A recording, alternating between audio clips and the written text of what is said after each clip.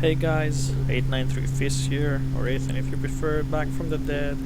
I've been busy with personal life and other platforms and other sims, but I thought I should make a tutorial video for Interlagos because I've done a lot of hot lapping around this track in Automobilista.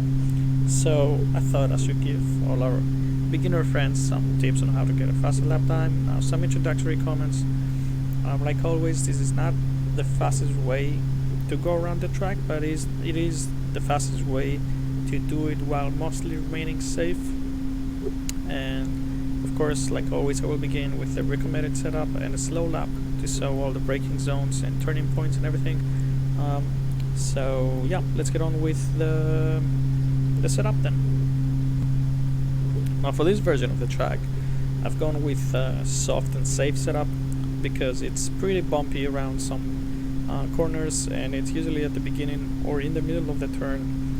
Plus there are some really high curves, so I thought we should go for a safe setup here, especially for beginners. So I've raised the camber a little bit, just by 0.3 both on the front and the rear, and lowered the toe to 2 at the front and 3 at the back at the rear, because we will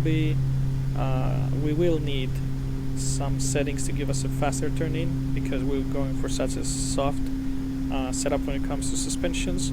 So we need those to give us a better turn in. We don't want to sacrifice too much. Then onto the suspension. I didn't change anything at the front anti-roll bar. I don't think that I need to, but on the rear I took it all the way down to 9, because there are some turns where we want to accelerate aggressively and we don't want the car to spin, especially with the high curves and with the bumps. It's gonna be really hard to maintain control.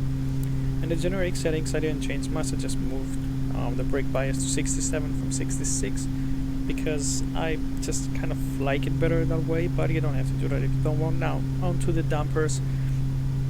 I've lowered all the front ones by 4 from the preset and all the rear ones by 5 from the preset, because we want this car to be able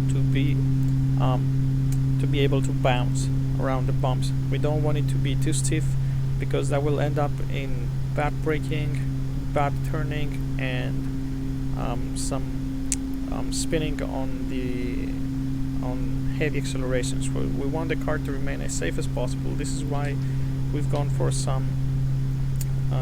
for a really soft setup in the dampers, and it's also why I've made the rear suspension so soft. I didn't change the front much. I just took it down to 59 newtons per millimeter, which is I think just a click on the minus. And because of the high curves, I didn't go as low as I usually do. I'm going with 60 on the rear and 30 at the front. So again, this is going to be a soft setup, so keep your inputs soft while driving. Don't do clumsy accelerating or braking or turning. And let's move on with the lap then. Okay, first I want to apologize because I get some random frame drop around some parts of this track, so I apologize in advance for a potential low quality in the video. If it's too framey, I'm sorry, it's not my fault. So on to with the lap. Now this track is has some very technical corners, some very technical turns, so for those parts you want to use these two braking techniques, which is trail braking, which you should always use while racing, and the other one is diagonal braking. I will show you what diagonal braking is when it's time to use it. Now let's first begin this lap.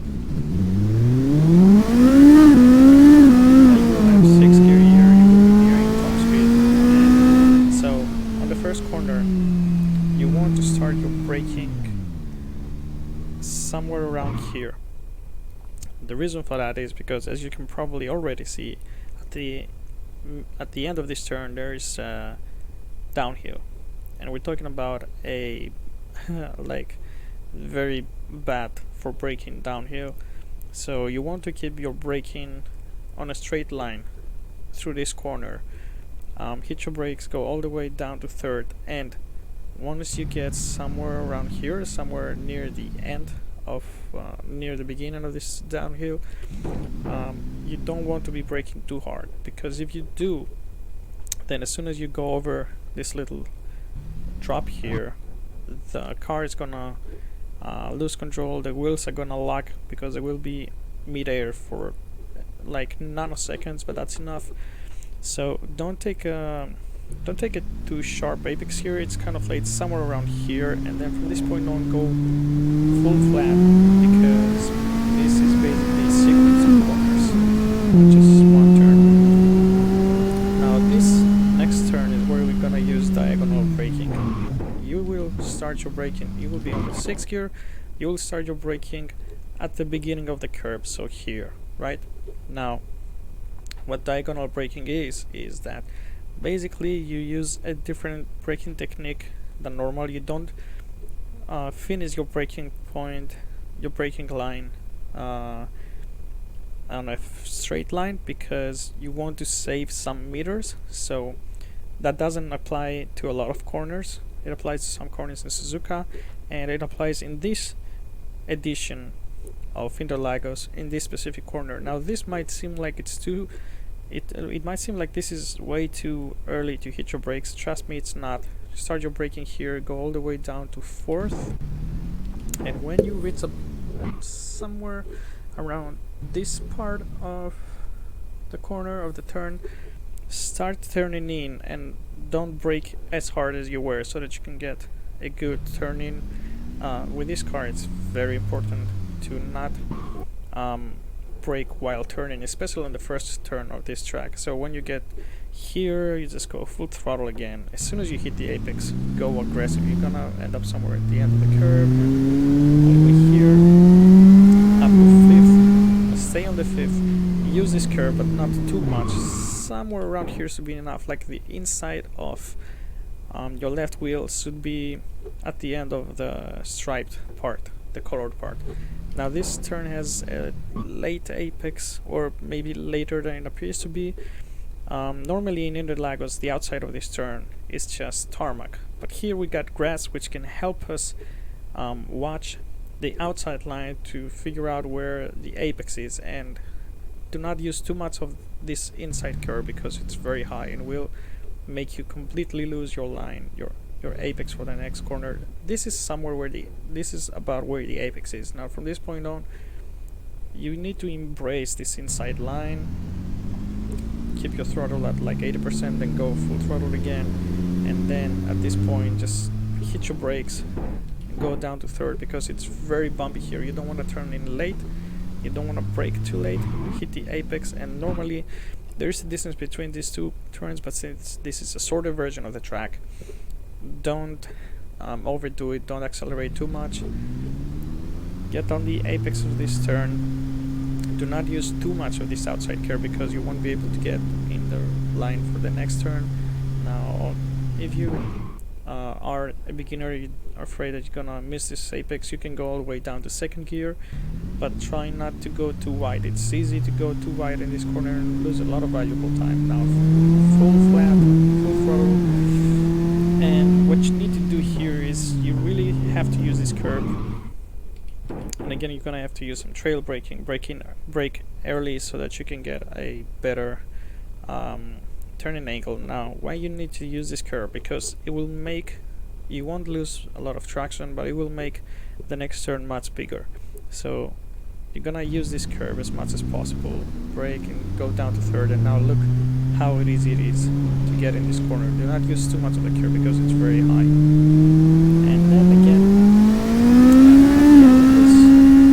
this track, you might like try and go outside so that you can like get a better speed, because you won't be using your steering wheel that much. But with Interlagos, it's actually faster, and you might have noticed it during an F1 race weekend, to stay on the inside all the way to somewhere here. Then when you're in the straight, you can go on the outside, because the distance that you will save will actually make you finish the lap faster than you would have if you had stayed on the outside to not use your steering wheel that much. So there's a slow lap. Like I always say, try and enjoy the race, not get too stressed. it's mostly about having fun. They say that slow and steady wins the race. I'm gonna say consistent and clean wins the race. So try to be as clean as possible, as consistent as possible. Don't push yourself more than you can. You will get a better race result if you just stay clean and consistent as much as you can. So there you have it, guys. Hope this video is gonna help you. Unfortunately, I won't be in the race, but I hope you will all enjoy the race. So see you on the next video.